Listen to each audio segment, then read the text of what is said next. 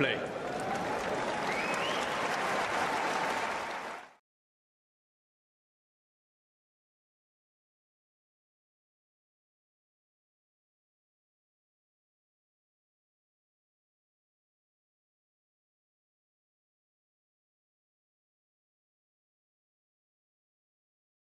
Where am I? I'm here in deepest, darkest London. But what I want to do with you before I wheel in Nick and Shurhiri, whose name I'm probably butchering, oh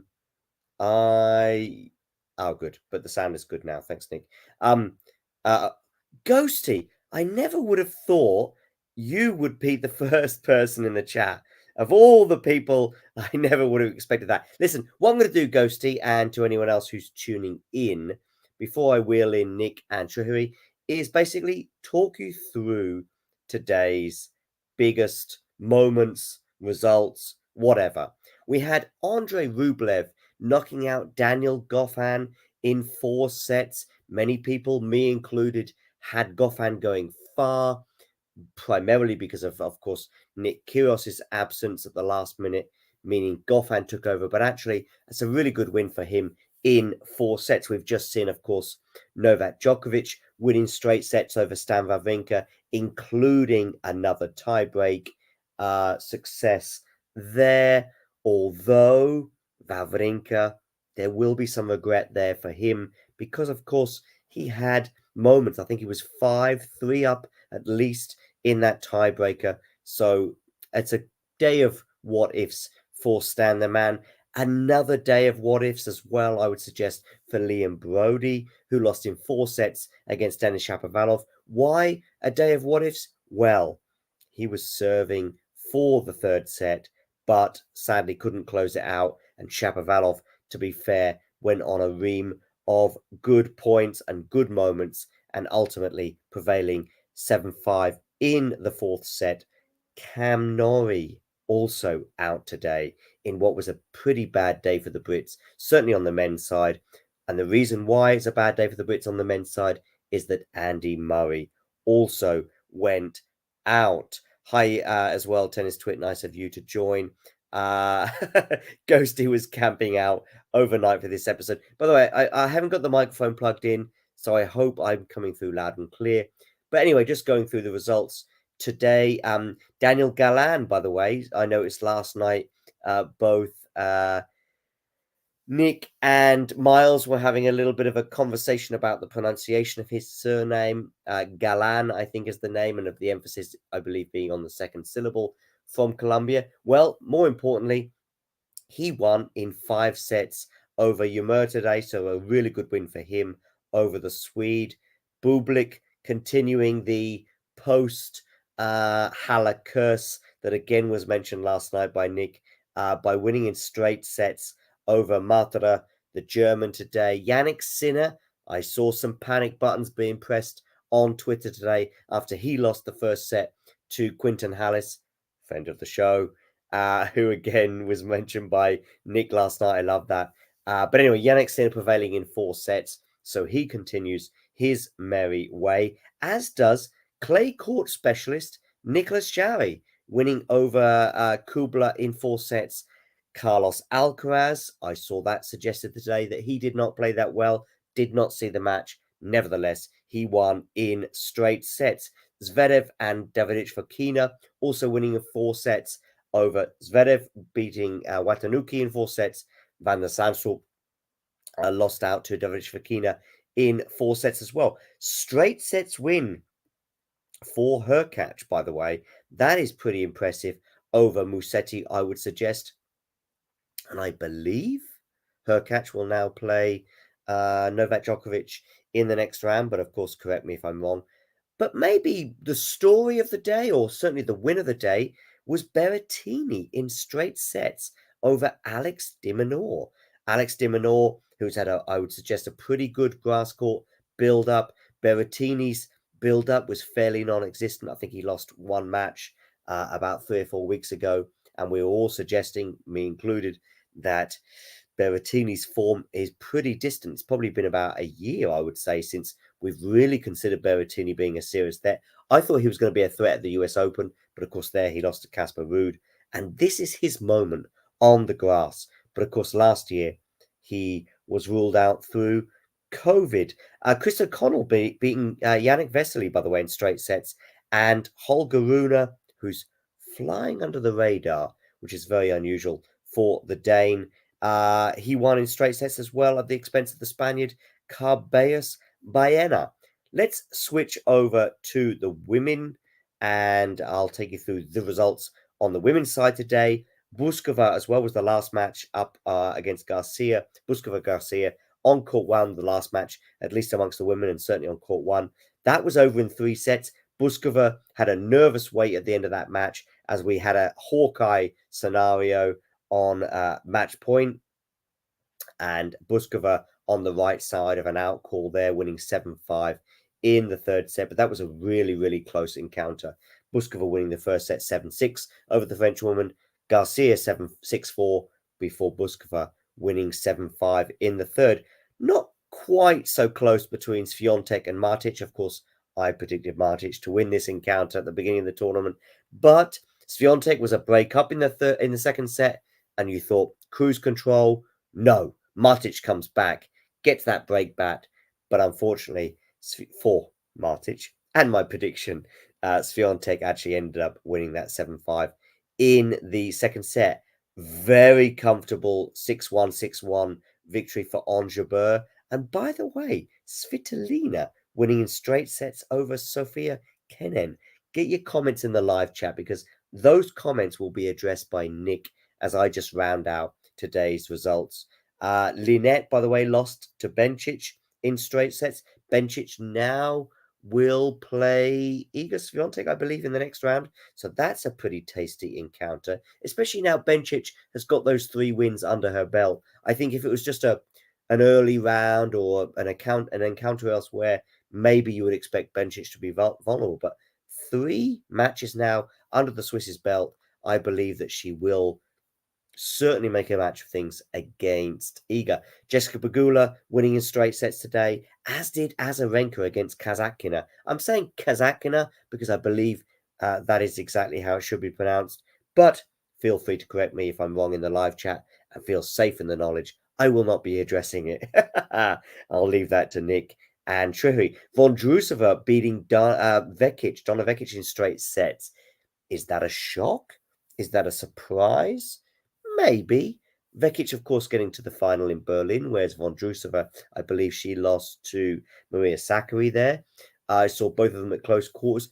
I mean, that is a tough match, whichever way you look at it. And of course, Vondrousova knocking out Kudermetova yesterday, maybe that helped her belief and helped her game in prevailing over Vekic today. Sabalenka, 3 sets, a little bit more of a struggle than I think many would have expected. But Tsurenko over Bogdan. I didn't even know this was I knew that Tsurenko had won, but I did not know. This seems like the tiebreak of the century. Tsurenko won 2018 in the third set tiebreaker. I'm sure Nick will and Trihu will be shaking their heads. I can see one of them. In fact, I can see both of them right now in the background. I cannot believe this result has escaped me. 2018. I'll let those guys talk you through that. Hopefully not in too much detail, or we could be here for a couple of hours just talking about that third set tiebreak. Talking of third set tiebreaks, Andreescu beat Kalinina in a third set tiebreak, so she progresses to. By the way, if you weren't sure, Sabalenka had progressed as well, albeit with a bit more difficulty over Gracheva than many of us probably expected. Niemeyer, last year's quarterfinal, out at the expense, or at the hands of, I should probably say, Galfi. Madison Keys winning in straight sets today. Another third set tiebreaker with Alexandrova overcoming Brengel. Kvitova, smooth. She progresses into the next round. 6-2, 6-2 over Sasnovich. Blinkova, blink your eyes and you'll miss her. Not in terms of this tournament, but in terms of her lights out tennis. I love it. Begu probably less so because she beat her today in straight sets. Kostic beat Korpach, and Kostic overcame Badosa. I would love to know whether there was a walkover there in terms of Badosa there, possibly with a bit of back pain. I will let the guys now take over. I will blend into the background in deepest, darkest London. And Nick looks like he's going, yes, thank goodness that your little pre-match amble is done. I'll take their mics off and I'll wheel them in. I'm just disappointed that there wasn't some kind of special effective do as John fades into the background. But clearly we don't have the technology to do that yet. So you'll just have to do with my own sound effects for this stream. They expect to be as rare as my singing. Also, John has actually introduced us to a new tennis player because he mentioned Daniel Goffin, who I've never heard of before. But apparently he pushed Andre Rublev. I was pretty sure it was David Goffin, but there you go. That's it. But anyway, we're here. The last ball has dropped.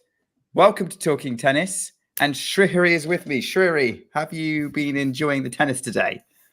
Oh, yes, for sure. Especially the third set of Djokovic and Wawrinka. I think there was... it took a turn we didn't expect it to take, really. With Wawrinka just coming 2 points, away, being 2 points away from, taking the match to fourth set and pushing it to tomorrow. But... yeah, I mean, other than that, it was a masterclass from Djokovic, really. Of course, Medvedev getting the job done after, Kvitova beat Sasnovich. And, I also followed Berrettini beating Dominor. And Sabalenka was in a battle herself against Gracheva. And Iga also, all of a sudden, she just got really nervy towards the end of her match, getting broken to love. Oh, you seem to have gone. You stopped talking. But okay. Hopefully people can hear me. Shrihari seems to have disappeared. But yeah, a little bit of a problem. I'm seeing that already that I owe Sarenka an apology.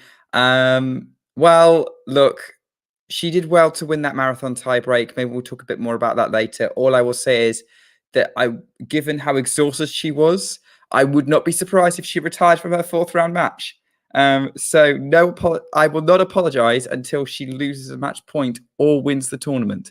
That is then and only then will I apologize for it. Look, appreciate Ghosty the sort of support as a Brit. It has been a rough day. We're kind of used to that though at Wimbledon. Like up until the date that even we've kind of been spoiled by Andy Murray in recent years, and sort of since he sort of had his hip operation, this has been sort of standard for us. But yeah, I think there's definite rough aspects to it, but fortunately, most of my favorite players are not British apart from Andy, so I think we're all good there. Are we to expect? Shrihari is back. Yeah, how nice to have your computer crash on you, right? But where did you lose me? You said something about Swiatek, but like, let's not necessarily do a monologue about every single match you watched. Towards the end of her match, I mean, of course, you would have watched it, Nick. Oh yeah, yeah, that was pretty odd, right? I mean, having match point at 5-3, and then going for it, and then gets broken to love, and Martic has 40 love on her serve, and then that's when Swiatek. Okay, gone again. Clearly, Shrihari's computer does not like him talking about Iga Swiatek. Is much more comfortable with him talking about Novak Djokovic or Daniel Medvedev. We'll just have to bear with us during this period. Whilst we do have Shrihari, can you hear me? Yeah, but I can't see you for some reason. Oh, you can't see me. That's fine. We'll just work this like the Popcorn Podcast. Okay. By the way, welcome to the live edition of the Popcorn Tennis Podcast. Shrihari and I haven't actually recorded one in a while, so it's good to sort of get back together and do. We'll call this a mid-Wimbledon review or something. But beyond that, I think what we're going to do is, obviously, I know you've caught a little bit of the. I think it sounds like you've caught quite a bit of action across the day. I think let's start with your thoughts on. I mean, like you've already shared your thoughts a little bit. Let's do one match at a time. The match has just finished. Novak Djokovic and Stan Wawrinka. I'm going to say this now. I think the third set of that was more like how I expected the whole match to go. It was quite competitive in the third set. Djokovic narrowly stealing it despite Wawrinka having a lead in the tiebreak. But the other two matches, it was sets. It was not close. And Djokovic was very much in control up to that point. As a Djokovic fan, Shrihari, you must be pretty happy with that performance. Oh, for sure. It was a masterclass, I would say.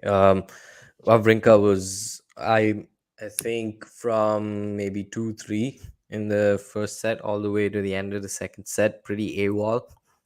He was just, Djokovic was just making use of the fact that he's not the most match fit at the moment. Bringing him into the net and lobbying him quite a bit. And Wawrinka just couldn't read serve pretty well. And Djokovic hasn't faced a break point in his last two matches. So that's pretty great signs if you're Novak Djokovic, especially at Wimbledon. You're serving really well. That's a lot of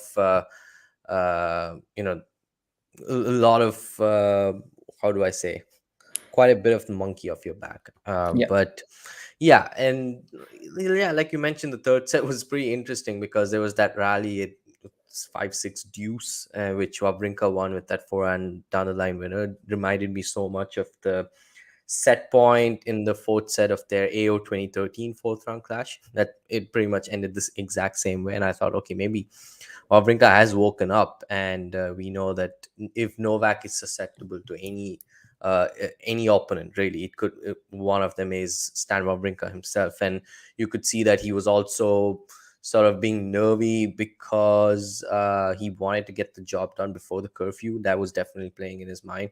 But other than that, really, I think it was a really clean performance. And there are obviously a few stares to some of the spectators during that third set, because I'm pretty sure Novak wasn't happy with the fact that there were people who wanted that match to extend. But tennis-wise, again, another clean performance, and he's looking really sharp in the first week of Wimbledon. Yeah, which you would expect, right, for a man who has lost on centre court for 10 years, has lost one Wimbledon match in 10 years. We're not counting the retirement to Thomas Berdych in 2017.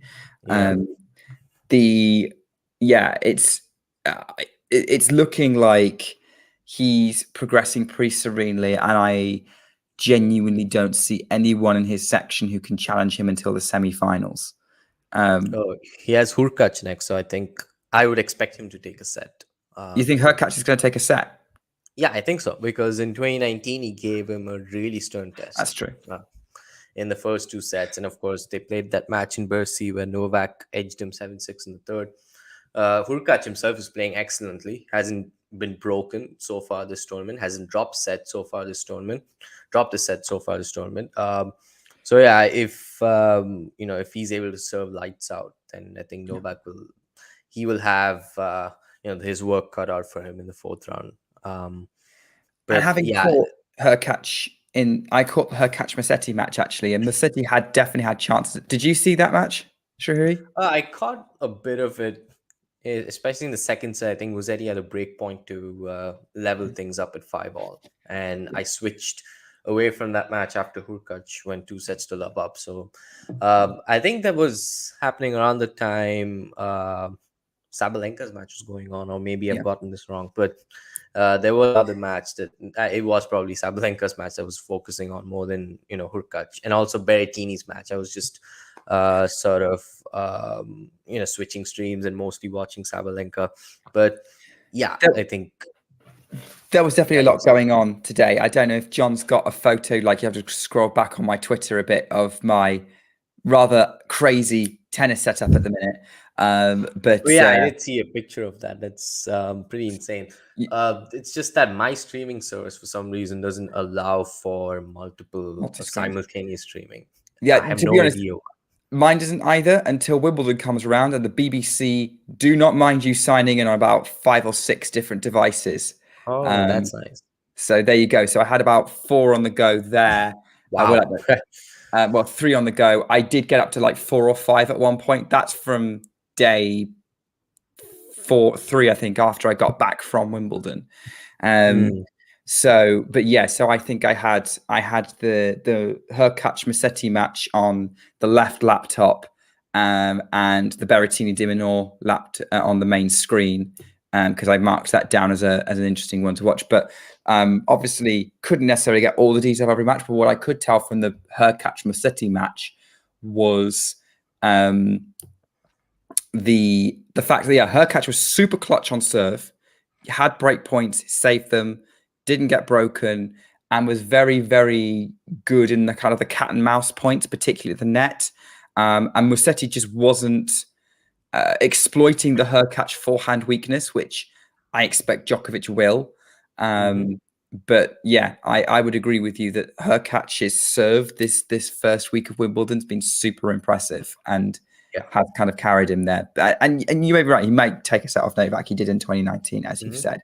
So I kind of agree with that assessment. But I thought I'd just put that out there so we could cover that Hurkacz result.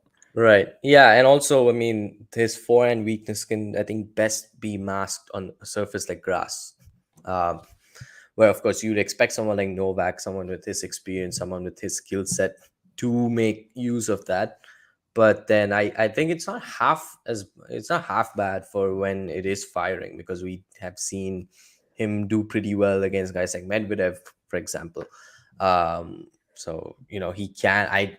I just don't think it's going to be a shot that'll like easily break down, say, for example, Berrettini's backhand or Tsitsipas's backhand. But yeah, for sure. It's more than maybe a couple of sets, I think. I don't really think a lot, unless Djokovic has a completely flat off day, which it's hard to even imagine. You wouldn't really see Hurkacz beating. Or to be honest, not anyone in this draw, but we won't go too far for now. And it was just barely into week 2 in the bottom half of the men's, and of course the top half of the women's. So we'll just take it. Sure. Yeah, we don't. You're right. We don't want to get too far ahead of ourselves.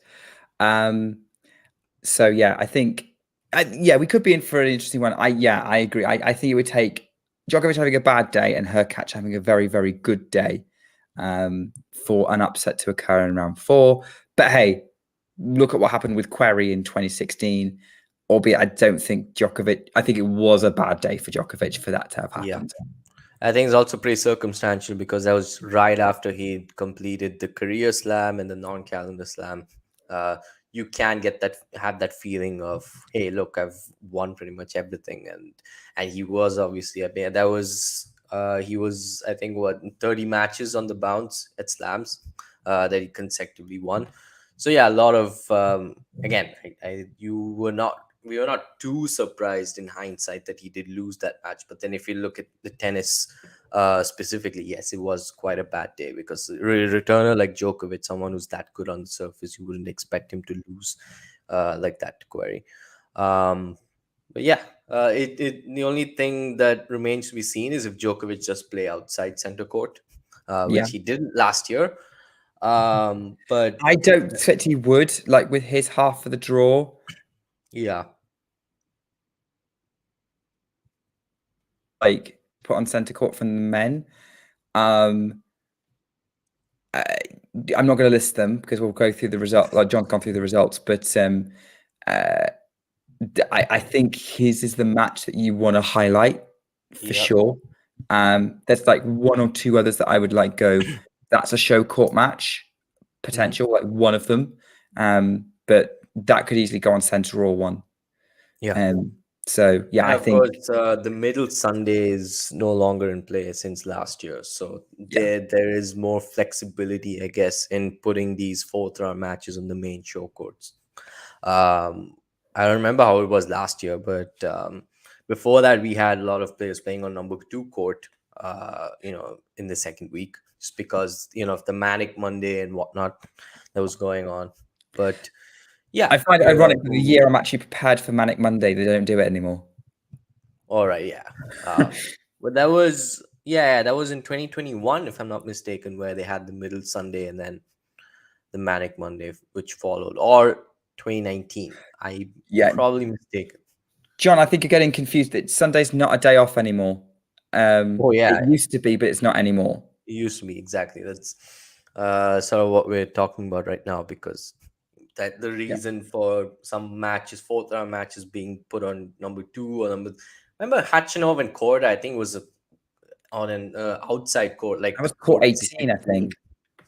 Yeah, court 18 exactly. That was the match with so many breaks of serve in that fifth set. That That was a fourth fifth round. set was bonkers. Exactly. Especially on grass, you wouldn't expect that, right? But that happened. Um, but yeah, I guess since last year it's not the case. But it's Djokovic, Hurkacz. I mean, I think you probably already covered it. Shapovalov, Safiullin. Sinner plays Galan, I think. Yeah. Yeah, And Sinner then plays the Galan. other match that I think could get show court billing is Bublik Rublev and Bublik. Rublev. That is also a pretty high profile matchup. Probably those two are the ones that would be on center, if I'm not mistaken. Yeah. But let's find out when we get there. I think let's talk about Right. more about what's happened today. Right. Now I think much as tempting as it is to focus on Shahiri's favorite players, I think a lot of the chat has been about the Brits. Mhm. Let's talk about the Brits. And I think the obvious one to start with is actually, well, there's actually three options here, all pretty good, but let's do with the completion of Murray versus Tsitsipas, which from a neutral's perspective, and I appreciate that a lot of the people on the Talking Tennis team are British, quite a few of our audience are British. I'm not aware of anyone from Greece watching, but from a neutral's perspective, was actually a really, really good match and so close. Like it was just some slight details that ended Just up two deciding service it. breaks for the entire match. 2 service breaks. And one was a loose game from Murray because Tsitsipas was not getting opportunities on his serve much. And when he was, Murray was snuffing them out. But I would say that was a loose game from Murray in the fifth. There was that missed challenge opportunity in the fourth set. I would argue both tie breaks, Murray underperformed. He should have won set one and or set four. This was a match he could have got done in straights. Yeah. But Very credit, much like the US Open clash 2 years ago. yes, he could have won that in straights as well. Credit to Tsitsipas for bringing a level that I did not expect on grass from him that enabled him to keep up with Murray. That serve kept him in the whole match. That forehand worked well on grass. And for all of Murray's attacking of the backhand, it did not break down as much as Murray was expecting. I'm not sure whether it's because Murray wasn't penetrating enough on it or rushing it enough, or whether Tsitsipas was just having a very, very good day with it, and maybe the team match had warmed him up. But those I would see are some slight details that changed it. Otherwise, it was a very, very close match, very serve dominated. Maybe that's not everyone's cup of tea. But yeah, what was your take on that match, Srihari? Just a few things. A lot of Tsitsipas serves, especially in the fifth set, where Murray had some chances to sort of get back on serve on level terms, where Tsitsipas looking more vulnerable. Serves that were not exceptional from Tsitsipas, I think Murray didn't do enough with. He was just trying to chip them. If usually when you're chipping them, we've seen Federer do it a lot of times. He would chip and charge either on first serves or sometimes a lot of times on second serves. Murray was just chipping it and he was like standing in the baseline, waiting for Tsitsipas to miss. If you're giving Tsitsipas a forehand like that, he's not going to miss. We know his forehand is world class, top 5 easily in the men's game at the moment. So there is that. I saw a lot of that happening, and like you mentioned, Murray, the not penetrating the backhand enough. Oh, absolutely, because we've seen take Djokovic for example, the way he peppers at Tsitsipas backhand, or even someone like Medvedev, the way just pulling up players who not necessarily my favorites alone, but then players who have been successful against Tsitsipas in their head-to-head, having played 10 or more matches. the way they've had success against him was, just by exposing that weakness, which Murray, while he was playing to Tsitsipas's backhand, he just gave Tsitsipas enough time to play a lot of regulation backhands back into play, where such that he didn't feel rushed or he didn't feel vulnerable exactly. So that is where, yeah, like you mentioned, didn't penetrate enough, didn't rush enough. Where I felt he should have rushed him more was there were two stages in both of the tie breaks that he lost 3-all. I think Tsitsipas was the braver of the two. He was taking initiative of the rallies better. He just, he decided to, like I mentioned, take control of the points, which is what you would expect in clutch moments. And he was definitely, oh yeah, I thought I lost you there. He was definitely the clutcher player from, if you look at the match as a whole, in taking, like I mentioned, initiative on these big points and just approaching the net. He was amazing at the net. That's also something people didn't mention too much. A lot of these drop volleys and covering the net, he was excellent. So yeah, like Murray just didn't do much. And the fact that he could have won this match and the previous match that he lost to him at the US Open 2 years ago, both in straight sets, or at least 4 sets. I mean, people talk a lot about that missed return. At 4-all 15-30, it was in but was called out. He didn't challenge it. I'm not sure. I think even if there was called in and the call was overturned, they would have replayed the point, right? I don't think Murray would have gotten the point, if I'm not mistaken. I'll have to watch the point back. Right, yeah. But either way, I mean, that is again gonna be lingering as a what if. But yeah, I think it also comes back to us not expecting that kind of level from Tsitsipas on grass. His center court debut as well. So yeah, it's just Is it his debut? Yeah, it was his debut in center court. Was his match against Kyrgios on #1 last year? That was #1, yes. Okay. Yeah. Team also has not played on center court yet, just putting it out there. That is kind of crazy if you think about it. But It is, yeah. Yeah. But yeah, those are my takeaways. And I think the last game as well went to deuce. Yeah. Tsitsipas just he was brave. Deuce, he approaches the net. Murray tried to lob him. I think that's when he got the smash. So yeah, Tsitsipas just he was more clutch. He was more brave in the big points, and he was rightfully rewarded for that. Yeah, I would agree with Tsitsipas being clutch. A lot of the times he was down 15-30, love 30, or like behind. His serve really delivered.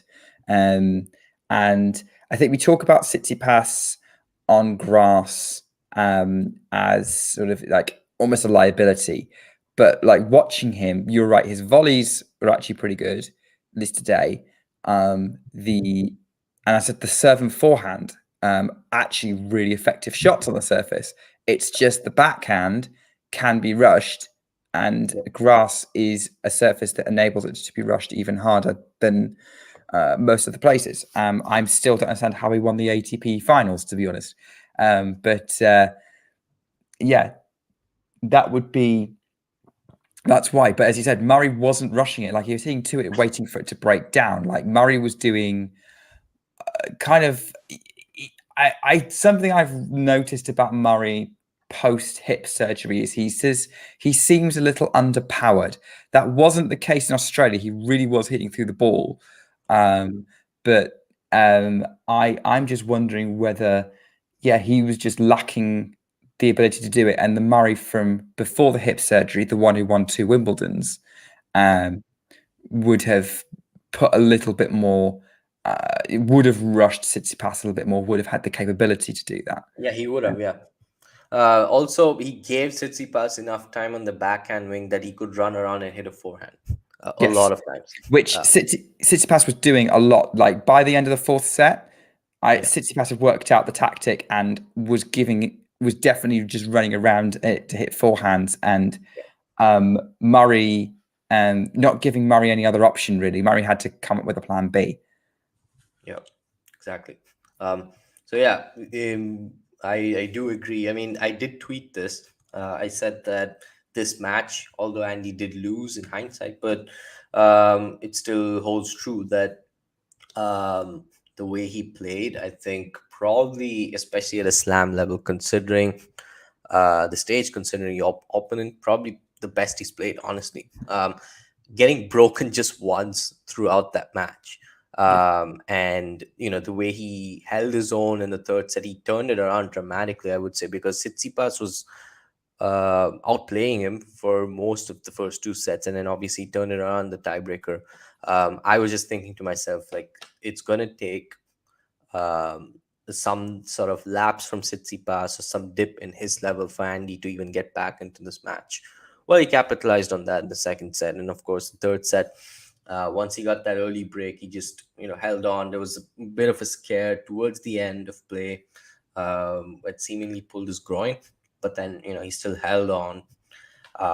But then, yeah, he was still playing really well at the resumption. There was no no sense of him being dazed or sort of not having woken up to the occasion. I didn't see anything like that. If anything, he went down purely because Tsitsipas was sort of better in the more clutch moments, and sort of tactically a bit let down, because I think Andy, maybe he would have had the right tactics, he was just unable to with his current skill set or abilities. Not obviously, he's not to the best of his abilities at the moment, just not able to do what he planned to do, and he couldn't problem solve his way in a different manner out of the match. Absolutely. So the fight for Andy Murray to get himself seeded at a Grand Slam continues. He, in live rankings, has just dropped to 41. So his American hardcourt season is going to need to be pretty good to get him into the top 32 or 34, because we usually get a few withdrawals at this rate. Let's talk about the next Brit. And I think I'm going to go with the chat on this one, because they're discussing the results. And I think it's only fair to talk about this result because not only is the chat talking about it, and it's about Cameron Norrie losing in 4 sets to Chris Eubanks, but I'm very aware that a lot of our audience are American, and Chris Eubanks was the only American man in action today. And he made the second week of a May. No, he's in the third round. The draw. The draw kind of scheduling at the minute confused me there. But yeah, Ashley is currently very, very pleased with herself, because she predicted Eubanks to win it on the show last night. We were like, possible, but I'm backing Norrie as being more clutch. No, Eubanks was more clutch. I didn't really catch much of the match. I had it on, but I was focusing on Murray Tsitsipas. Norrie lost before Murray did. I wasn't really seeing what Eubanks was doing specifically. Norrie was trying to take it to a fifth, did well to get it to a 4th set tiebreak, but Eubanks just seemed to be executing everything really, really well. Yeah, great result for Chris. Probably he thinks that's probably the biggest win of his career. I think in terms of stage, probably is. Yeah. What was your take on that result, Shahari? Not particularly surprised. I didn't catch any of that match, actually, but yeah, when he did win his first title in Mallorca, quite a few people were surprised that he came on grass. I wasn't really, because dude's 6'8". He has huge serve, pretty big ground strokes. I know that he has a single-handed backhand, which more often than not comes under scrutiny these days. I mean, you could easily talk to Owen from Popcorn Tennis. He would love to talk about single-handed backhands. Anyway, but people do fixate quite a bit. I saw a lot of tweets today as well, and like, oh my god, Chris Eubanks talking about in his post-match interview that he did, he idolized Federer, and he watched some clips of Federer before coming onto the grass, something to that effect. And then people talking about how, Roger Federer is the one who's influenced a lot of these younger players to play with a single-handed backhand, and it's more of a liability these days than anything. But I mean, not that he's been particularly weak on the backhand side, or not that he's been that wing has been exploited, say, to the extent of Tsitsipas, for example, from what I've watched. But the way he played in Miami, I know they made the quarterfinal. That's also when he broke into the top 100 for the first time. He played Medvedev really well. Although he lost in straight sets, that was a really good performance. He did trouble Medvedev pretty much how anybody would have or would, the best way possible. And yeah, he won Mallorca as well, beating Manarino, although Manarino was not 100% in the final, but that's still a pretty good win, considering how good Manarino is on the surface, considering the fact that Manarino did beat Medvedev in Netherlands just a couple of weeks prior. So yeah, I'm not particularly surprised because I had Mahac beating Nori in the first round. Just because I think Nori's not really been at his best form since winning Rio. He's just, yeah, he had a great start this season. I'm not sure what his AO perform. He lost to Lehechka, right, in the third round. At the end. Yeah, I think so. Yeah, I mean, Yeah. Norrie seems to have a Grand Slam problem anyway. Yeah, exactly. Does tend to underperform in slams, apart from Wimbledon last year when it didn't count for points. Yeah. Ironically, so he probably would have been in or around the top 10 coming into this. He's like, I think that question mark, that asterisk, has definitely gone now with this result. Yeah, but I would agree with you. Norrie's not been on form for a few months now, whereas Eubanks has been growing into form since that Miami run. So yeah, really excited to see. Ashley's asking some questions about Eubanks for me to answer. So his live ranking is 40. He's actually overtaken Murray and knocking Murray out the top 40. And in terms of who his next match is, it's Chris O'Connell, who beat Hiri Vesely in straight sets. Obviously didn't watch that match, but Chris O'Connell was obviously, we know he's okay on grass and clay, so it seems to prefer natural surfaces. I remember him pushing Monfils to 5 sets, either at Wimbledon, I think, a year or two ago. And obviously Vesely peaked against Korda but couldn't sustain it, which is what I suspect happened. So yeah, Battle of the Chris's for a place in the 4th round happening tomorrow. I would like O'Connell's chances better, but I wouldn't be surprised if Eubanks makes it to the second week. That's all I would say. I mean, he's putting together a streak of some sort on grass, having won, I don't know, he won 4 matches in Mallorca, 4 or 5. Yeah. Won a couple here. So yeah, I mean, I think he would be loving life at the moment because, he was pretty emotional when he broke in the top 100 back in Miami and is in the top 40 already. And the US Open series is not really far away either, which is great news for him. But yeah, we'll see how far he goes here. Yeah, well, it's a great result for Eubanks. Not a surprise result. Not a surprise result. I don't think we knew both could have had decent results at Wimbledon. But yeah, the other Brit in action is obviously friend of the show Liam Brody. Friend of the show through Dave Samuel. But he pushed Denis Shapovalov to 4 sets. Could have gone to 5 if Brody had closed out the 3rd and had the advantage. I was a little surprised that Shapovalov this happened because I fully believed in Brody's capabilities of winning a set, but Shapovalov seemed to be off for large sections of that match. Brody could well have won it. And I think his ceiling showed in this match, as I think it also did in the match against Ruud. Fantastic performance from Brody. Great heart. The top performing British man in Wimbledon 2023 because he got a round further than Norrie and Murray. This is probably the biggest outcome of his career and long time coming. But Shapovalov probably made it harder. I don't know whether Brody made it hard for Shapovalov or Shapovalov made it harder for himself. Yeah, I mean, the first set, I know there were like 5 breaks of serve by the time it ended. Yeah. And very similar to the 3rd set as well. Yeah, the 3rd set, I know that Brody was 5-2 and Shapovalov was serving 2-5 deuce. And then from there, that's when I caught the match from.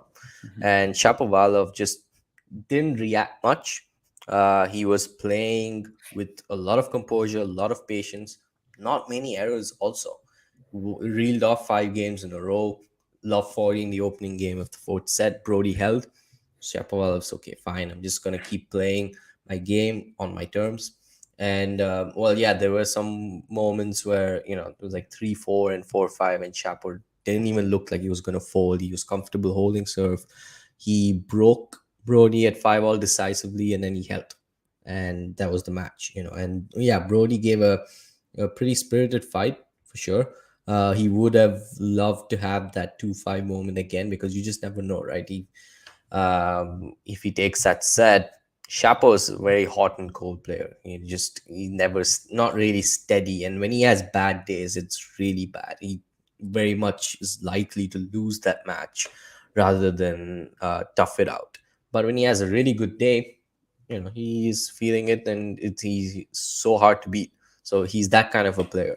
And yeah, Brody would have loved to have that third set back, I guess. But other than that, I think Chapo needs to be given credit for just how he pulled that back in the third set, which is not something we've really seen much from him, in the past, really. So yeah, credit to him. Made the semifinal 2 years ago. His second week to appearance here. He would like his chances, I would say personally, to make another semis. It'll be most likely him and Sinner in the quarterfinal. He has won their only meeting, although Sinner is definitely a better player since the last time they met. That was the first round of the 2021 Australian Open, with Chapo won in 5 sets. That would be a cracker if that happens. Yeah, absolutely. And actually, pre-tournament, well, I say pre-tournament, obviously I don't necessarily put my draw public, but those of you in popcorn tennis can obviously have a look at what I've picked. I actually predicted pre-tournament a Sinner Shapovalov quarterfinal. I thought that was like, okay, you did as well. So Yeah. we have faith in Shapo. It'd be interesting to see how he does against Safiullin in the next round, because Safiullin's on a bit of a tear. But Well, they played twice, and Chapo. Chapo's won both of those matches. If that matters at all, I don't mean going into that match, but a lot of people had RBA making it that far. So did I. I mean, RBA losing, I think, from 2 sets to 1 up to Safiullin was not something we saw. No. But I did have Chapo beating RBA, which would have been a repeat of their fourth round a couple of years ago, which Chapo won comfortably. I just don't think RBA would have. Some people had RBA making the semis, quarters, and semis, but I thought round 4 is the max he could get to. Especially, I mean, I could see why people picked him to go that far, having done that well in Halle, beating Medvedev. I think he really peaked out of his brains in that match, if you watched it, the quarterfinals of Halle. But yeah, I just like you, I picked Sinner and Shapovalov as the one of the quarterfinals in the bottom half. Okay. Well, we mentioned this player before, so what I'm going to do now, Shahri, is I'm going to rattle off just a name, sort of they won, and you give me your take on that result, if that's all right. So we mentioned this name already. Yannick Sinner dropped a set to Quentin Halys, friend of the show. So yeah, I was a little surprised with that, but I was also very impressed with the way Sinner righted the ship and took control of the match from after losing that first set. Yeah, that was concerning that he lost the first set, because you just know sometimes when you know that there isn't a top 25 opposition for you until the semi-final, and you've not made the semi-final of a Grand Slam before, that can add to your anxiety, and that won't really do much, too many favors. So yeah, Halys is a solid player. He's been doing really well this year. He pushed Djokovic in Adelaide. He made it to, I think, the third round in Miami, and he pushed Tsitsipas for a set at the AO. And yeah, of course, he beat Dan Evans in the first round here, and that was a pretty comprehensive performance all in all. So he, again, big serve, pretty heavy, not heavy, but like flatter ground strokes, like the kind of game that would be rewarded on grass. And like you mentioned, I am pretty happy and impressed with Sinner that he managed to turn that around. And I think it was a breakdown the fourth set as well, but he closed out from there. Yeah, very good. All right, next match. Andrei Rublev beating David Goffin in 4 sets. Before on last night's Last Ball Drop was Miles. I said I thought that could be a good match.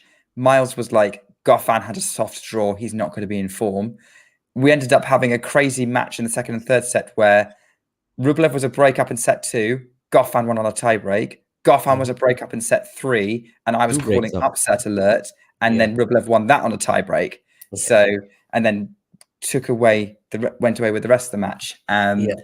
But yeah, I was like, that was actually, I think I couldn't catch a lot of the detail of it, what the rallies were like, but from what I could glean, it was a good contest that the crowd seemed to be enjoying.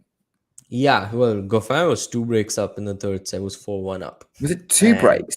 Yeah, 2 breaks. And there is kind of a head scratcher when you lose a set on grass from 2 breaks up, or any fast court for that matter.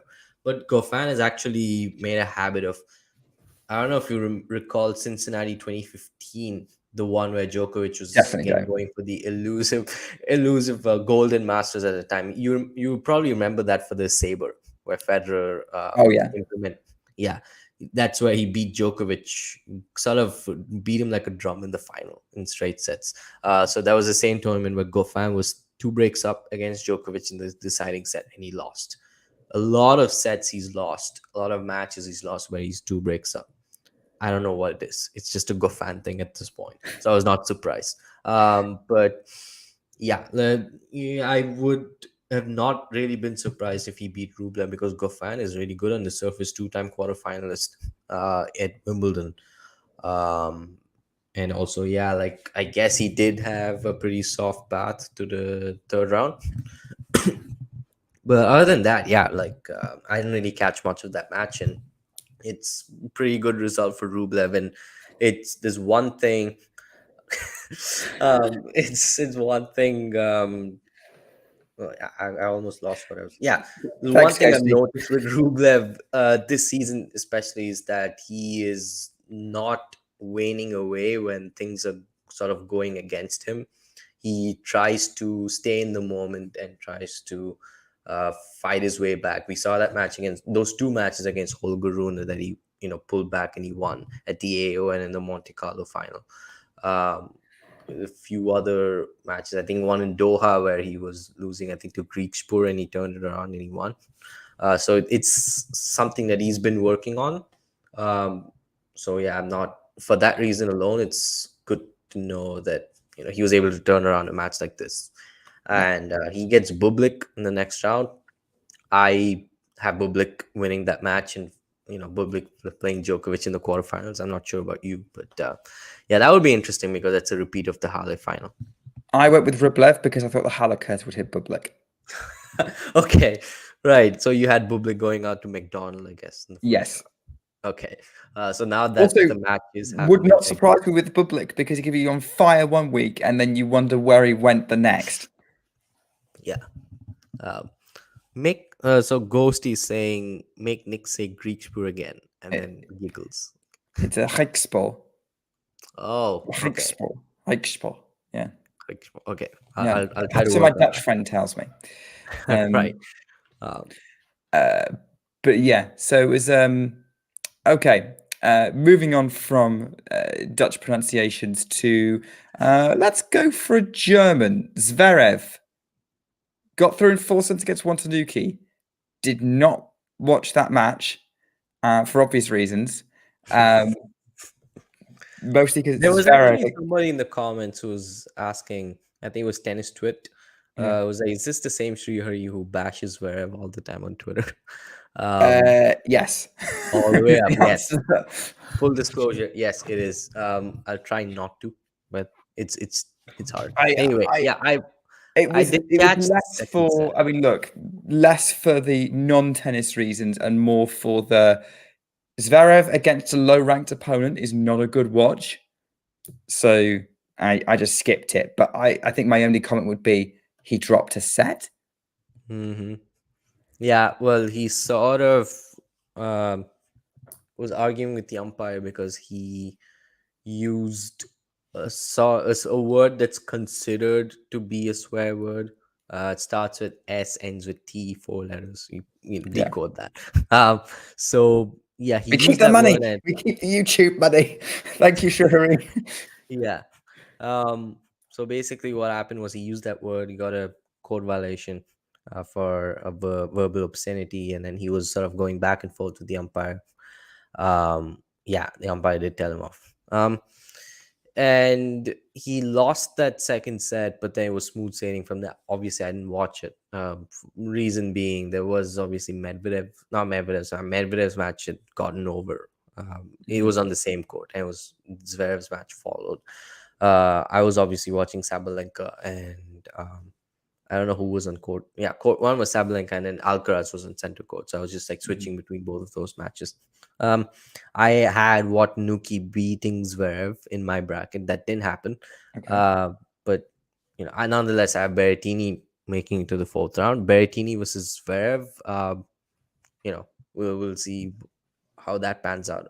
You would like Berrettini's chances, like you I, and I discussed on grass. yeah. I would say I think you're the only person I know of who didn't write off Berrettini pre-tournament.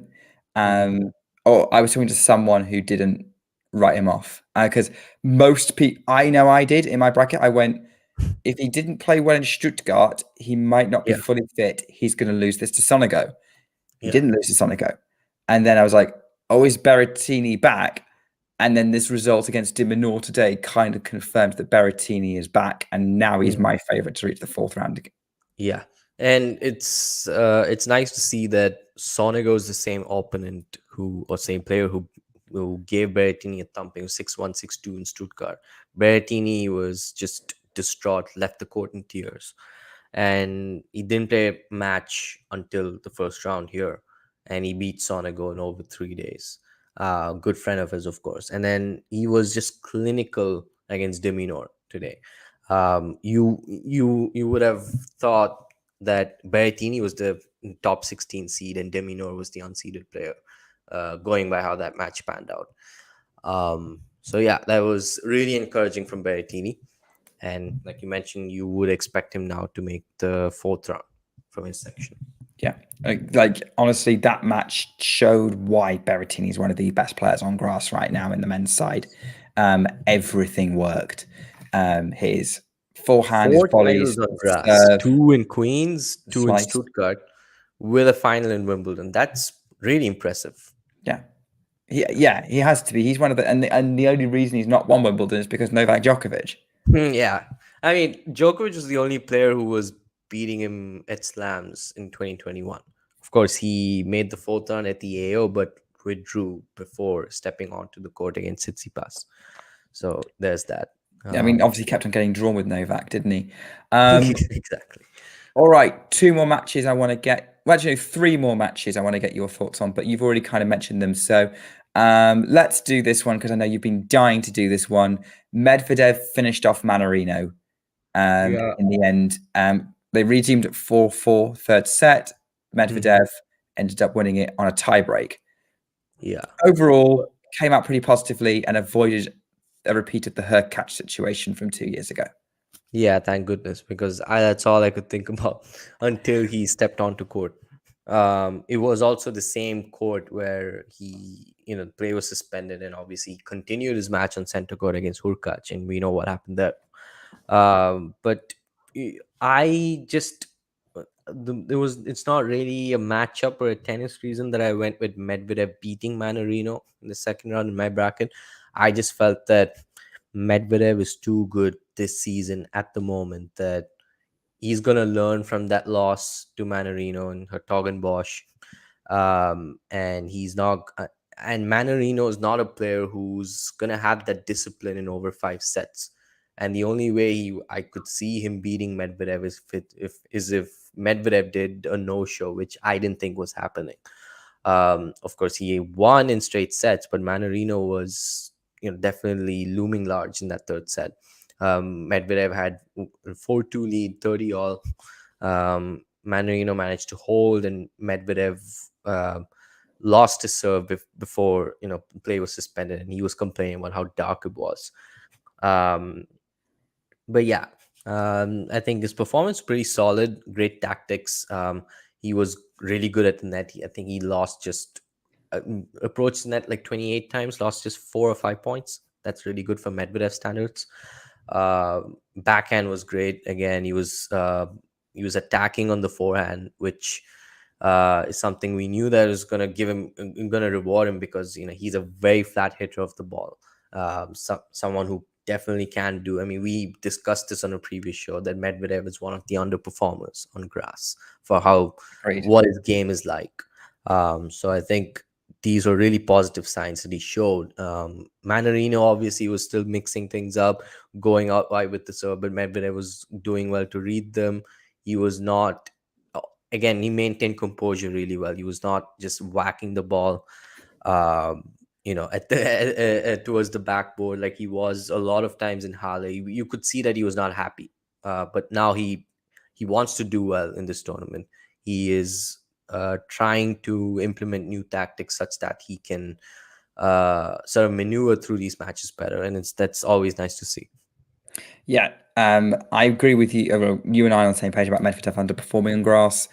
I think now the draw's opened up that he is their overwhelming favourite to make the semi-finals from his section. I've had a look at his draw. There's a couple of people I wouldn't be surprised, but I think overall, looking at who else is there, it would have to be a surprise result, and you have to take Medvedev down in 5 sets to beat him. So, yeah, I'm with you on that. Talking about someone else who's in pretty good form, another match that you watched, Alcaraz. Thanks for the like, by the way, Jake, on Facebook. Alcaraz, what did you make of his performance today? I wasn't paying too close attention to it. From what I can gather, he wasn't in top gear. You're not wrong. Yeah, well, he just peaked in the tiebreaker, which very Djokovic like. He went 6-love up. He was just at the net, just excellent. It was not, again, the second set, he was not at his best, far from it. And yeah, the tiebreaker, he just raised his level several notches, got the job done. Also in the third set, 4-3, I think Mueller had a few game points, but then Alcaraz, sort of turned it around again, turned his level up when he needed to, broke.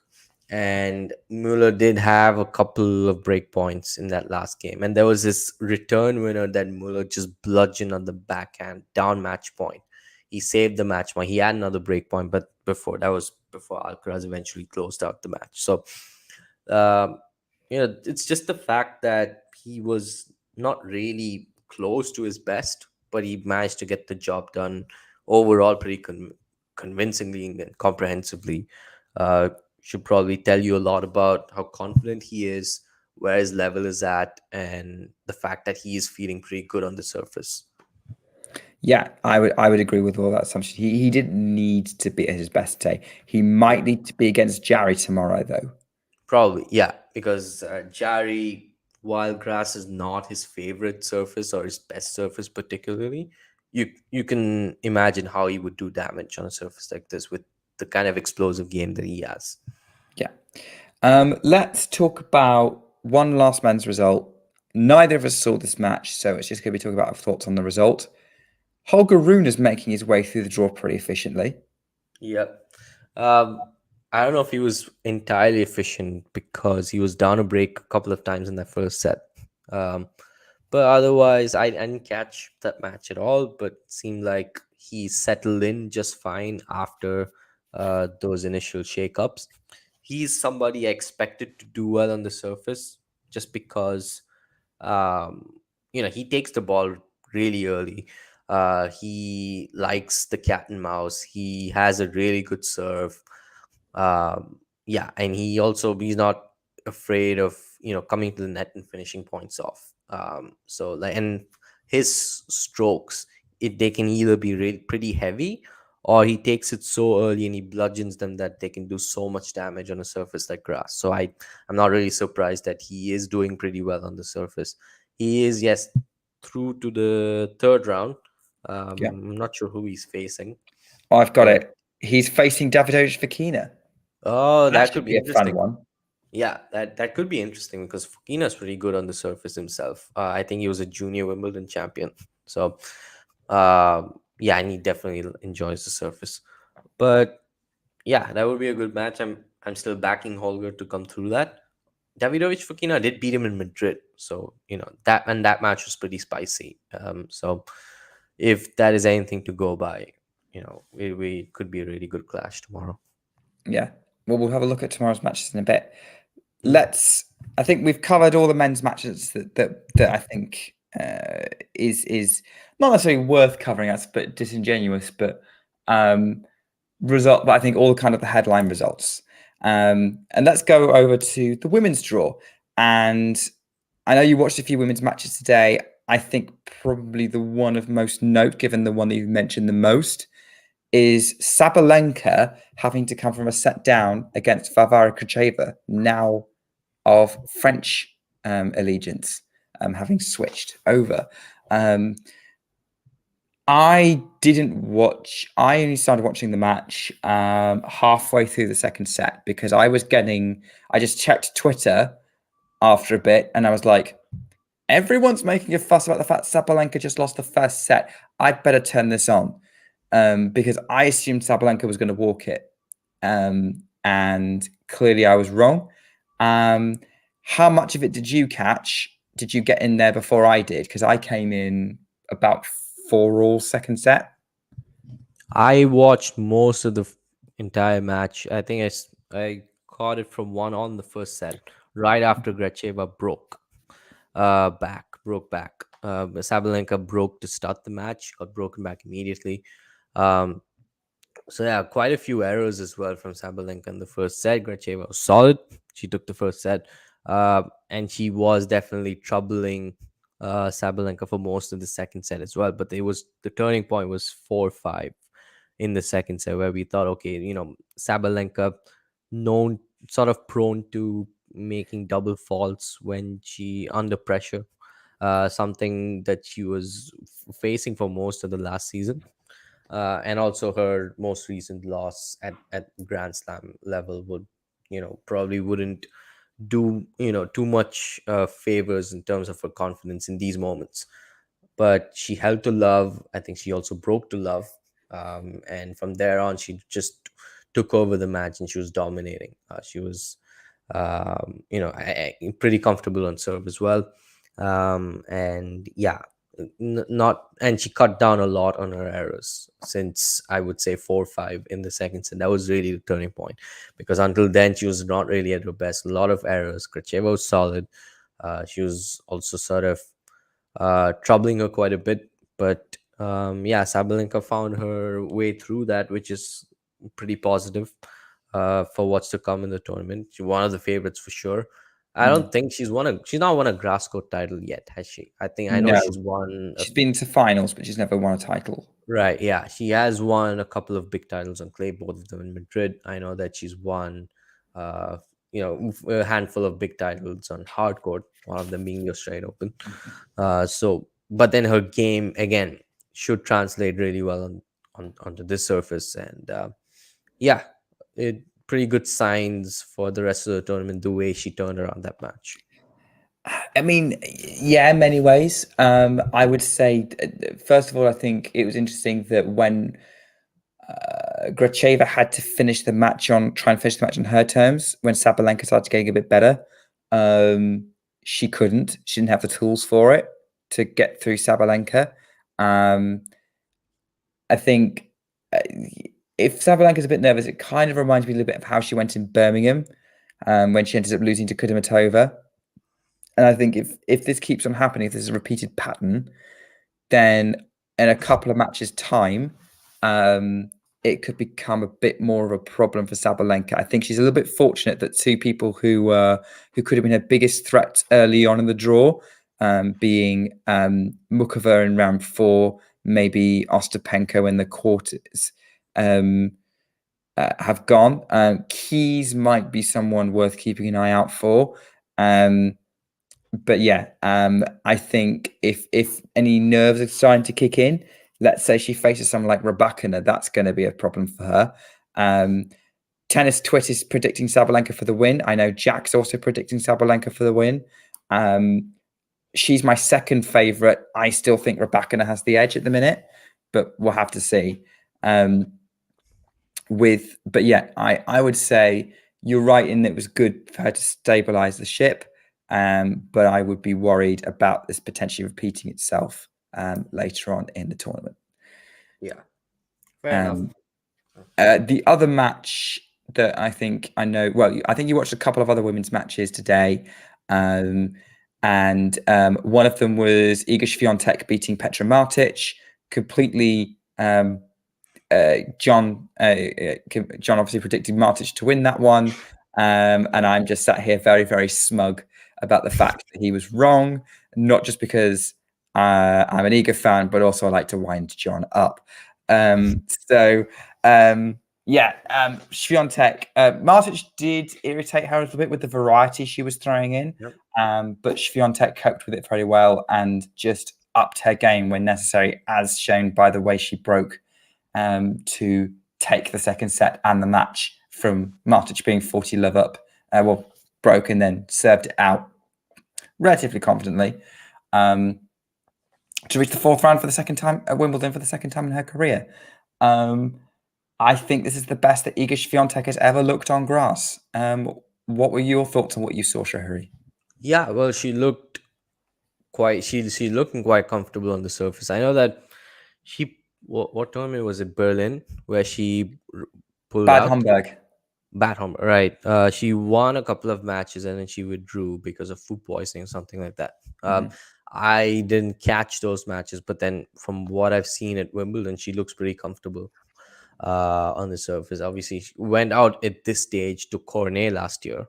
But yeah, Martic, that is a pretty good win, all things considered. It was just, for me, it was just pretty odd to see how, well, like I mentioned, she had match point at 5-3. Martic held and then got broken to love, pretty uncharacteristic, throwing in a bunch of errors. And Martic had 40-love on her own serve, which then, of course, Iga went on to break and then consolidated that 7-5 in the second. But yeah, that's not something that's too much. I mean, it would be concerning if that happens repeatedly and then just in time for her to face some big opposition, in time for the final. I don't think anybody in her section of the draw or before the final is really going to beat her. But yeah, not too much of a concern really. And like you mentioned, yes, I do agree that this is the best she's looked on the surface. Is this, and also the only slam where she's not made it past the fourth round. Yeah. Which, I mean, you would like her chances now to do that and complete the set. She's made the best performance at the AO as a semi-final last year. She won, obviously, RG 3 times and the US Open also once last year. So, yeah, I expect her to complete that set. Yeah, I think so too. I think she's got Bencic in the next round. That could be tricky.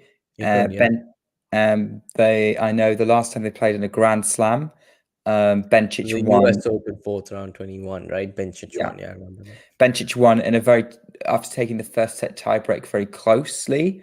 Some people are referring back to that. I will say that there's a couple of things in Swiatek's favor. First of all, the last time they played, which was at the United Cup, Swiatek ended up just blowing her away. Just had an answer to everything Bencic threw at her. Secondly, I think the Swiatek of US Open 2021 is very different to the Swiatek of Wimbledon 2023, and probably would have. And I think goes into this the favorite. There is the grass aspect. I think Bencic is more comfortable in that. And she did have another good win today. Like she's having against Magdalena Net, she completely controlled that match. Especially having dealt with a tricky opponent in Katie Swan and then coming back and narrowly edging Danielle Collins in round 2, Bencic is going to be feeling good. I could see her taking a set off Swiatek, but you're right. Swiatek is probably going to be a favourite against most people she faces, but I am looking at her draw and going, There's a couple of people here who I could see doing something if they're having a good day, but we'll see. We'll see. So that was that match. I was very impressed by the way Swiatek handled it today. And certainly doing pretty well at the minute. Was the other women's match that you saw Kvitova beating Sasnovich? Yeah, because that was the match before Medvedev. I can see why you were watching. Yeah. No, yeah, of course. I was, watching that, wondering. I just didn't know what to expect from that match. So I was like, okay, well, Petra's seemingly playing well. She played well for most of that match. It was that one pretty long game in the first set. It was, I think, the seventh game where Kvitova was serving, went to several deuces, and then she held. And she did go a breakdown early in the first, I think the first game of the second set. But other than that, I think, yeah, Sasnovich was just not at the races really. She's just a lot of errors in her game, and she just didn't show up. I don't think. There was a stat which said that she lost going into the match. She lost like her last 14 or 15 matches against the top 10 opposition. So maybe that did play in her head. But yeah, all in all, pretty solid performance from the two-time champion there. Yeah. And very efficient as well, which I wasn't necessarily expecting. I think actually, obviously, she did drop that set to Paolini in round one.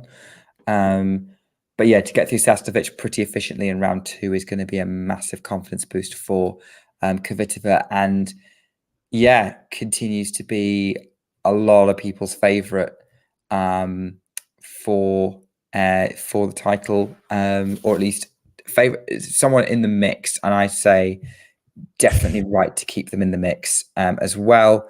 Now, at least one of the four players everyone's talking about, along with Swiatek, Sabalenka, and Rybakina. So yeah, Kvitova definitely showing her credentials there. Any other matches that you caught from the women's side, Shahiri? Svitolina and Kenin. Okay. Just to the end of the first set, I know that Alina took that in a tiebreaker, and then the second set was pretty smooth sailing, 6-2. And yeah, a bit of Azarenka and Kasatkina. Okay. Yeah, obviously pretty great win for Azarenka and Svitolina, who will face each other next. Obviously don't want to again jump, but it's just interesting to know what the shake hand situation would be like, because I know that they're friends and they play doubles together and whatnot. But Svitolina said that she will not shake hands with a Russian or Belarusian player. Obviously, they'll probably get friendly thumbs up like they do with Kasatkina. Probably. I would say. Like, yeah. I didn't catch much of Svitolina Kenin. Obviously, it's kind of what you would expect from that match. Was a lot. There was a lot of pace to it, but there was a lot of mixing up a variety, short balls, coming into the net. And I think, for what I can gather, Kenin just ran out of steam a little bit, which has probably decided the match. But credit to Svitolina for getting through. Obviously, former semi-finalist here. And then, yeah, Kasatkina, Azarenka. I thought they were going to play, but I thought Kasatkina was going to win that match. I thought that she'd be able to diffuse everything Azarenka threw at her. In actual fact, Azarenka overwhelmed Kasatkina in that match. And I need to look this up, but I'm pretty sure that this has been Victoria Azarenka's best result at Wimbledon for a good long while. And she's having a little bit of a resurgence in the slams, because obviously she did pretty well in Australia, and only had she had a tough first round at the French, but seems to be doing very well, she didn't particularly do well on clay, and something you'd expect at this stage. Really, I don't think clay was best surface at all. Was always a much better performer on hard courts. Hard courts the best surface by far, and then she did. I think she made a semi-final at Wimbledon, if I'm not mistaken. Or she did about 2012. Yeah, 2012. Losing to Serena. Serena. Yeah, Yeah, it Serena, was right. one of That was their the one where many Serena clashes. beat Radwanska in the final. I remember that. I tell you what, I loved the Azarenka Serena rivalry. Yeah, especially Trademark. those two U.S. Open finals they played back to back. It was 2012 where Azarenka served for it and lost 7-5 in the third. Of course, got a revenge in 2020 and then lost to Osaka by the same scoreline. She beat Serena with so yeah, it's pretty interesting for both Svitolina and Azarenka. I think Svitolina is the second consecutive second week appearance at a slam. uh, Again, some resurgence really, because she just came back what, a month or Yeah, two ago. That is great, great if you're Svitolina or a Svitolina fan, to see her back in the mix so quickly. Having been unranked not very long ago, it's just yeah. already her. Probably one of the best post-maternity comeback. Probably the best post-maternity comeback since Serena. Yeah, sure. Yeah, Thanks, it's safe Kirit, to say for that, because Serena, of course, made the Wimbledon final after she got back. Made the third round. I think was it the third round or the fourth round of the RG that she made and withdrew against I think Sharapova. it was the third, but I can't remember off the top of my head. Yeah, it was. I mean, one of the most anticipated matches, and then she withdrew just because of the fact that we thought, okay, Sharapova was finally going to get her back, and then turns out she doesn't. She does no show, but um, yeah, like you mentioned, probably the best post. Um but yeah, the Yeah, best comeback since becoming, since maternity, since Serena Williams. I think Azarenka didn't do as bad either. yeah, Obviously, she had her deal of issues once she, became a mother, hmm battled for custody and whatnot, and she did pretty well herself. So yeah, yeah. Oh, yeah, for sure. It probably took a little bit longer, but that's in terms of immediate comebacks. yeah, Um, exactly. Pretty impressive. It is. Thanks to Kirit for highlighting this match. I didn't see it, but 7-5, 7-5 indicates it was a fairly close match. And Natalia Stojanovic, yeah, seems to be making some waves. Shuri, what time is it for you? 3 a.m. It's 3 a.m. Yes. Okay, it's not as big a time difference as I thought, but this is insane. So thank you very much for bearing with us during the No, show. all good. I mean, I stayed up to watch the finish of Djokovic and Wawrinka, so might as well do this, right? Might Um, as well, yeah.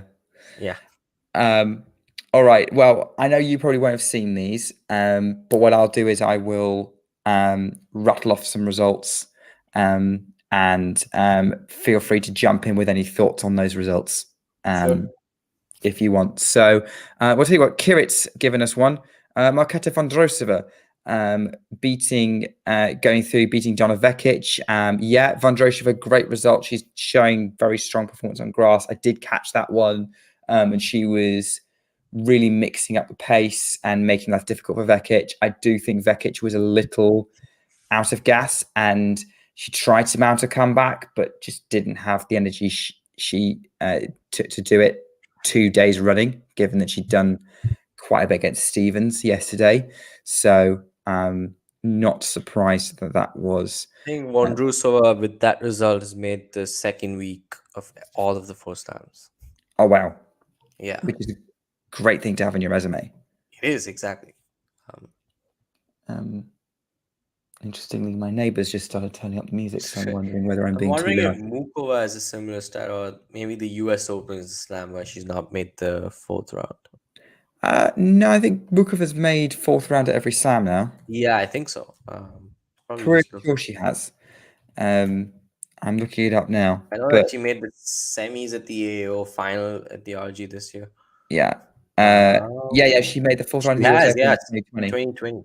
So it's Yeah. also excellent. Okay, other results from today that's worth noting. Well, we have had our highest seed exit. Caroline Garcia lost to Marie Bushkova on court 1. They started on court 18, and then when they finished set 2, they moved on to court 1 because the players decided they wanted to try and finish the match today, and there was a space for it. So I ended up watching that one instead of the second, third set of Djokovic Wawrinka. Obviously, that match finished before the third set ended of Djokovic Wawrinka, so then I switched back. But yeah, that was a really, really good match between those two. Great battle. And I had Garcia in my final, but Bushkova beat her for the second consecutive year at Wimbledon. There was a lot of great forehand to forehand rallies, really clean hitting, great fun to watch, and Bushkova edging it was super impressive. So credit to her for ruining my bracket and a lot of people's brackets, because now Vekic and Garcia are out, and now everyone's wondering who's going to make the semis from that section. It's going to be Pegula, Serenko, Vondrousova, or Bushkova. Pegula, I haven't actually watched any matches from her recently, but she is really showing why she's number 4 seed at the minute, efficiently making her way through the draw to the 4th round.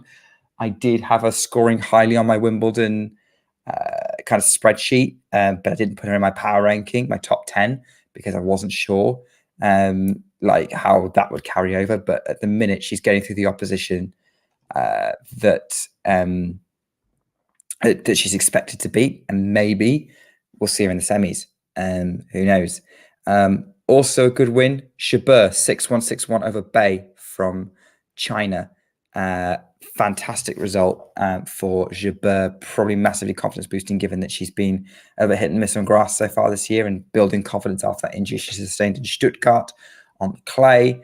Now maybe looking dangerous at Wimbledon.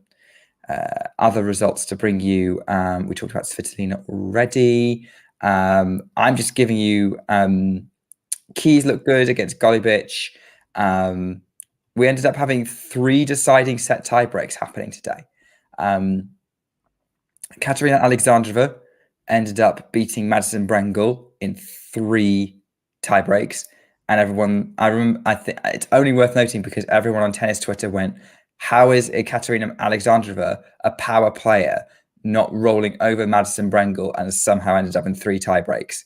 I don't know. I didn't see the match, but it was worth knowing the result. Andreescu beating Kalinina in a massively crazy match where Andreescu was a set and a break up and cruising. Kalinina comes back, then serves for the match in the 3rd set. Andreescu breaks, gets it to a tie break, and then ends up having 6 match points, and Kalinina saves 3 of them. It was madness. It was absolute madness. But credit to, I think, in terms of a headline, Andreescu getting to the 3rd round of a major again and generally playing some pretty good tennis. Very positive sign. Faces on Jabeur next, which would be a cracker. I am definitely watching that match tomorrow. Yeah. Definitely watching that match tomorrow. I might have to be late for a friend's thing. I don't know if I give her much of a chance against Ons and grass. Just no, I think she's going to try and scrap it. I think Ons will definitely probably. This is going to sound really bad because I think Andreescu is a very intelligent player, but I think Ons will outsmart her on the surface. Yeah, I think so too. Yeah. But all tennis players are highly intelligent. It's just that Ons has got a bit more variety that she can deploy, and Andreescu will try and scrap it. And Jabeur is a player who's more than happy to do that. Yep. And then the only other one, which is a match that John mentioned at the very beginning, was Serenko versus Bogdan, who played the longest tiebreak in a Grand Slam women's match in the decider, 2018. Serenko, I mean, I remember Federer and Safin played a 2018 tiebreak. Or was that 1970? I'm not sure. Long back. And obviously Murray and Kohlschreiber in Dubai. A lot of Andy Murray fans will remember that. In 2017 with that forehand drop shot saving match point. Yeah. There's a few good ones here. Wikipedia's got the longest tiebreakers list. the actual longest tiebreaker in a women's singles match is actually came in an ITF 25K event in 2017. Ended up going 22-20, so this score wasn't that far off. Oh wait, isn't there an Opelka? I think last year in Dallas, it's like 26-24, Yeah, something like that. actually, the record for the longest men's singles is an ITF 10K match that went 36-34. Wow. Yeah. Against between two players I've never heard of before, Benjamin Ballarat and Guylaine Coyard. But yeah, 36-34. Madness. Absolutely madness. So yeah, Miles saying the match point summed up the whole match, which is good because I did see the match point and it was a long, tight, long rally where both players were just, maintaining it. They were both quite tight and ended up being missed by a volley at the net. And so, that match point was, given how long they've been going in that tie break, was crazy long rally. So there you go. I'm pretty confident Tsurenko's probably going to withdraw or retire, given her track record. Miles, I'm sticking to my guns on this. I've made my statement. Lacey Tsurenko will probably never come on the show because of this. But just prove me wrong. Prove me wrong. You play the next match, you lose a match point, or you win it. I will retract my statement. But yeah, so that was another noteworthy result, and obviously, both players absolutely shattered from it physically. So yeah, that is today's play. Tomorrow on Wimbledon, we have on centre court Carlos Alcaraz against Nicolas Jarry, followed by Ons Jabeur and Bianca Andreescu, and then Katie Bolter, the last Brit standing in singles, against Elena Rybakina.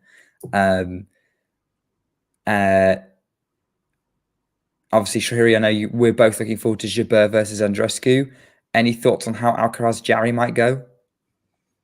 I'm picking Alcaraz in 4 sets. They played in Rio, where Jarry took, I think, the first set or second, I'm not sure, but Alcaraz sort of ran away with that. I expect something similar. I think Jarry will probably take the first or the second set. Alcaraz settles into the match after, and then just takes control of it and runs away with it. I don't see a scenario where he's getting upset by Jarry.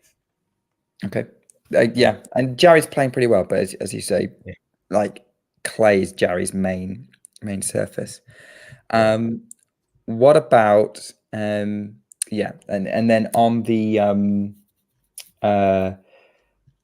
for me, I think we've both said Jabeur is going to beat, probably is favourite to beat Andreescu, but I think Andreescu is going to make a fight. I am pretty confident Rybakina is going to beat Bolter. I think Rybakina will. I think Bolter's just too inconsistent. She would have to be redlining, which she could do. I think Bolter, she got a pretty big win at Wimbledon a couple of years ago. I don't remember against who. Last year. Oh, it was last year, right? Yeah, Pliskova last year. She also pushed Sabalenka 2 years ago. I think they 3. So I could see Bolter nicking a set, but I think that she's going to be just a little bit too inconsistent, and Rybakina's going to be a little bit too controlled. But it could be wrong. Maybe Rybakina will have a bad day. Maybe Bolter will play the match of her life. Could happen, definitely. Like, Bolter's feeling pretty confident right now. Court 1. Here we go. This is the one that you're going to be wanting to wake up for, Shahiri. Or rather, let's face it, unless you're planning on sleeping till 4 p.m. your time. Medvedev and Fucsovics, that's the first match on number 1 court. Well, that would be an interesting battle. Fucsovics made the quarterfinals here 2 years ago, beat Rublev in the 4th round, which is something because that was the year when Fucsovics and Rublev were playing like every week, playing each other almost every week.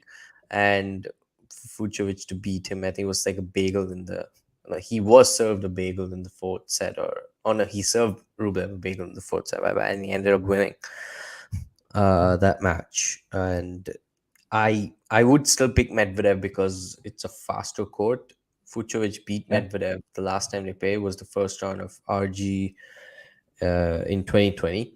Obviously, those conditions were just perfect for Fucsovics for the kind of game he has: heavy, slow, heavy conditions, really slow playing clay at RG, and Medvedev would not want a match there at that time. So on grass, I would still, it's when Medvedev is able to get free points, and again, he's a lot more comfortable on grass. I mean, I don't know if he's more comfortable on grass than he is on clay, but he should be, theoretically speaking.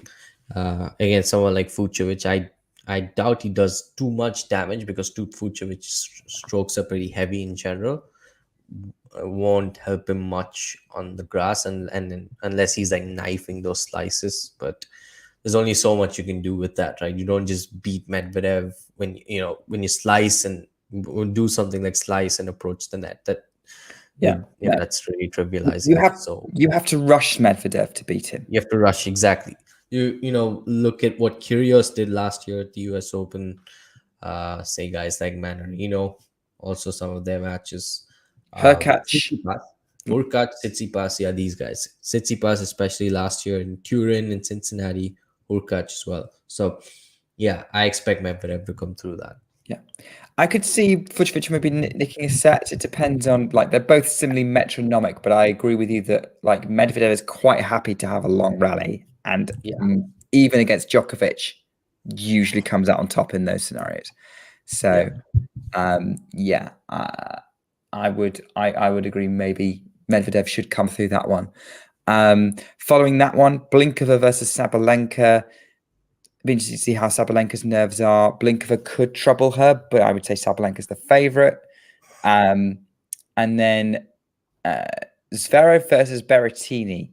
We've talked about this before. We're expecting Berrettini to beat Zverev. Do you think Zverev gets a set? Yeah, for sure. I think it could be 4 or 5 sets for Berrettini, but I unless it's something like the RG semifinal this year, I don't think it's a straight set win for either player, to be honest. Could you see a scenario where maybe if it's not straight sets, Berrettini struggles with his fitness and conditioning a bit because he's still fairly fresh back on tour, and Zverev takes advantage of that because he can grind opponents down? He can, but it's just the nature of the surface and the nature of Berrettini's wins have not been super physical. Pretty easy win against Deminor. His match against Sonego went over 3 days, but I think he should be fine. If anything, Berrettini is quite injury prone, so we just should hope that he's healthy for the rest of the tournament. Zverev, he wears opponents down for sure, but that's not something he can sort of resort to or do on a surface like grass. And we have seen players just take the racket out of his hands on the surface. Like we saw Bublik do it in Halle, seen Federer do it himself in the Halle final like 6 years ago, where he just dismantled Zverev completely. Players have done it. Really good grass courters have done it. Berrettini, we did discuss how really how good he is on the surface with 4 titles, 2 of them in Queens, being a finalist at Wimbledon 2 years ago. So he is one of the best grass courters around, and he's definitely capable of. He knows how to beat someone like Zverev. Yeah, I think so too. I mean, I would agree with that. But let's see. I think that's definitely going to be the most intriguing matchup in terms of the men's tomorrow. Yeah. I still think Shabir versus Andreescu is going to be match of the day. Yeah. Number 2 court, Stevanovic versus Kvitova. Will be interesting to see if Stevanovic give it in her first main draw of a slam, whether she troubles Kvitova anyway, or whether Kvitova continues about her progress that we discussed. Jere versus Tsitsipas. I think we're expecting Tsitsipas to come through that one, right? by the way he's Yeah, playing? because Jerry's been doing pretty well on grass, pushed Medvedev and Halle, and he beat Cressy, which is I would say, very impressive win. Um, Cressy. And then who else? He beat someone really good in the second round. Shelton. Shelton, yeah. So those are pretty good wins. Yeah, you would expect. I expect that to again go 4 or 5 sets. I expect Tsitsipas to win, but it won't be easy. And then rounding off court two, I think this is going to be a very fun match. Tiafoe versus Dimitrov. That's going to be a very creative match. It is, and that's where I have Tiafoe on upset alert. I have Dimitrov beating him in my bracket. Oh, interesting. Yeah, I could go either way on that one. Like when I did pre-tournament, I was like, oh gosh, which one? I thought Tiafoe might have enough to stop Dimitrov, but also it is Dimitrov on grass. So which he loves. So that one could go either way for me. If you're on number 3 court, you've got Haddad Shmaya versus Castella opening up. That's going to be a battle, I think, for those players. Davidovich Fokina playing Runa. That's going to be thoroughly entertaining again. And then Potapova versus Andreeva. What are your thoughts on Mira Andreeva, Shuri? I don't know if you've ever spoken about her before. Oh yeah, she's in the third round now, right? Having gotten a retirement from Krejcikova in the second round. Yeah. So first 2 majors, and she's made the third round of both. Yeah, and I know that me, and Jack spoke about her potentially playing Swiatek at RG when we did our show for RG. She did lose to Goff in the third set, I think 6-1 or something to that effect. But honestly, I've not watched too much of her, but she does seem like sort of a pretty different personality. She is quite funny.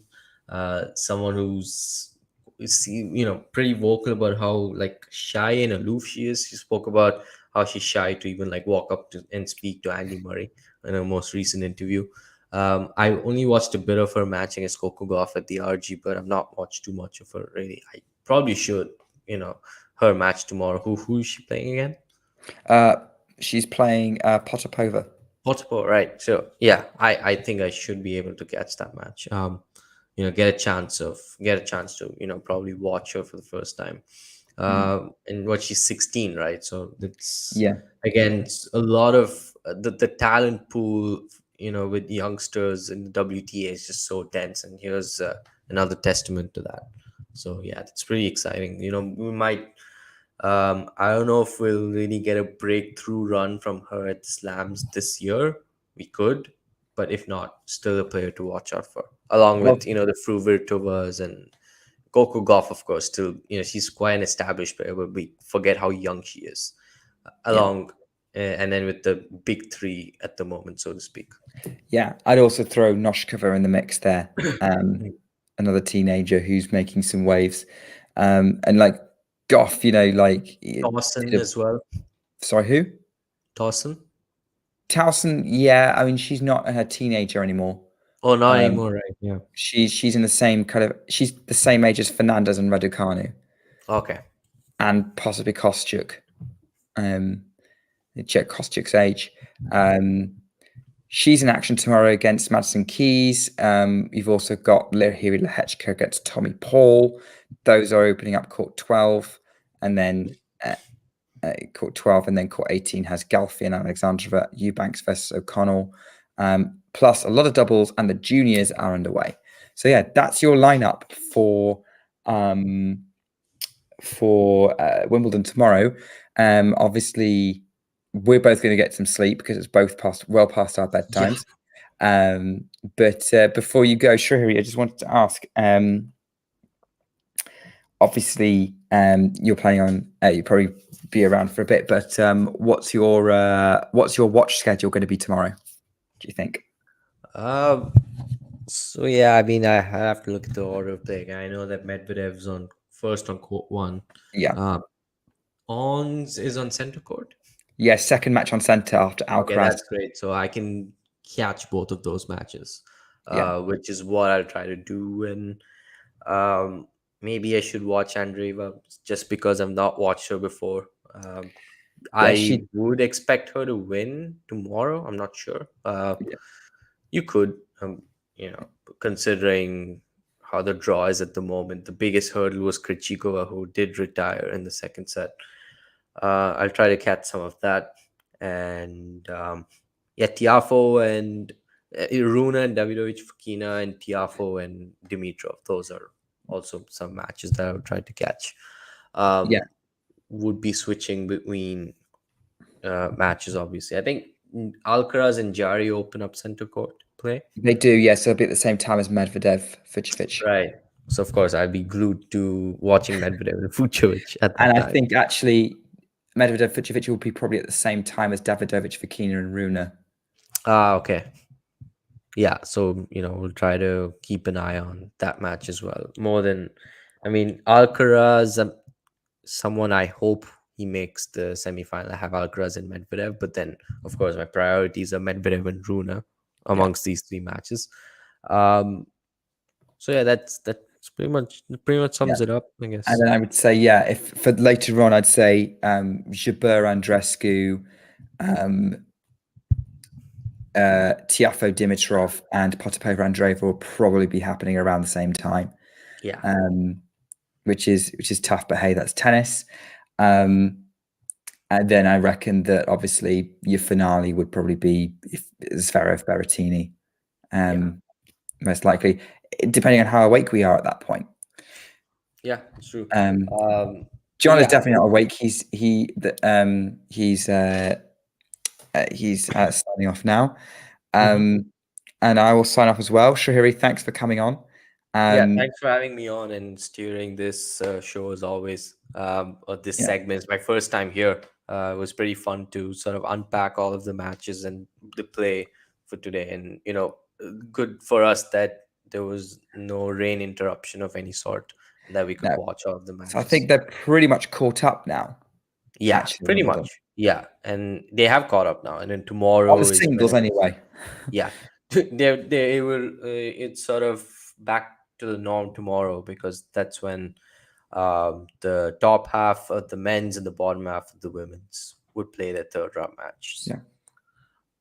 So they're on schedule, which is great. Yeah. And, I always had faith they'd get back on schedule.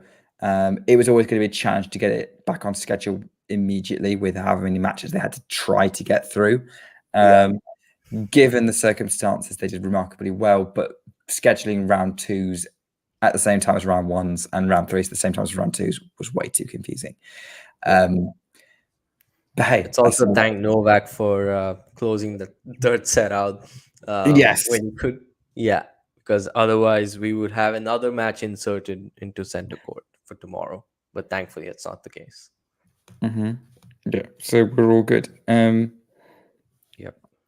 Okay. Well, I will. We'll sign off.